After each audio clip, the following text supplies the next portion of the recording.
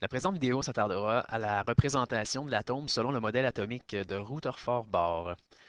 Alors, pourquoi faire une représentation de l'atome? Essentiellement, c'est que l'atome est une particule trop petite pour être observée à l'aide d'instruments même les plus puissants, et donc une représentation est nécessaire afin de pouvoir visualiser un peu sa configuration.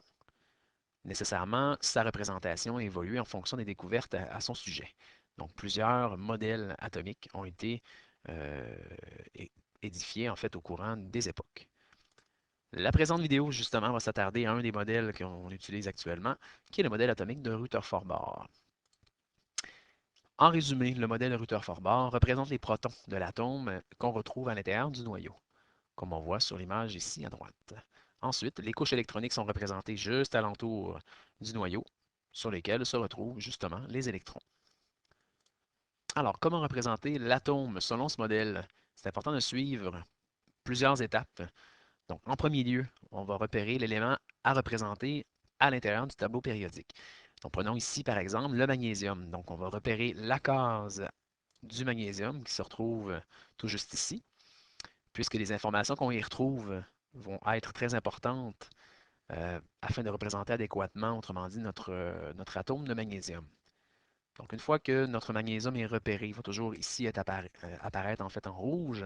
On inscrit le symbole chimique de l'élément en question à l'intérieur d'un noyau. Donc ici, M majuscule, G minuscule, qu'on vient inscrire à l'intérieur d'un noyau, représenté par un cercle. La troisième étape consiste à indiquer le nombre de protons présents dans le noyau. Et ce nombre de protons correspond au numéro atomique de l'élément en question. Donc ici, on voit qu'il s'agit de l'élément numéro 12. Donc, le magnésium, effectivement, contient 12 protons qu'on vient inscrire à l'intérieur de notre noyau. Donc ici, on peut prendre l'abréviation, en fait, P, et indiquer la charge des protons étant positive. Toujours bien important. La quatrième étape consiste à représenter le nombre de couches électroniques que l'on retrouve alentour en fait, du noyau, ce qui correspond ni plus ni moins qu'à la période, au numéro de la période, autrement dit. Donc ici, notre magnésium se retrouve sur la troisième période. Donc, on va représenter effectivement trois couches électroniques, comme l'exemple ici. Une fois que ces couches électroniques sont représentées, il faut venir inscrire, dessiner, autrement dit, les électrons que l'on retrouve sur chacune de ces couches électroniques. À rappeler que le nombre d'électrons total correspond au numéro atomique encore là, qui est représenté par la lettre Z, donc 12 électrons au total qu'on va représenter sur les trois couches électroniques, non pas 12 électrons par couche. Donc, comment on vient représenter justement ces électrons?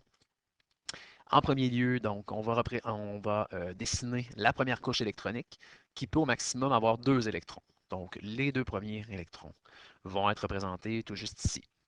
Ensuite, on va venir compléter la dernière couche électronique qui va nous aider en fait par rapport à la colonne, donc à la famille. Donc la famille ici, euh, c'est la famille 2 au niveau du magnésium.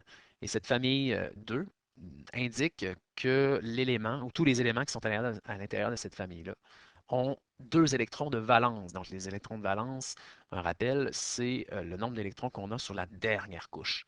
Donc on va représenter ici donc, deux électrons de valence. Et finalement, avec un petit calcul mathématique, on va remplir l'avant-dernière couche essentiellement.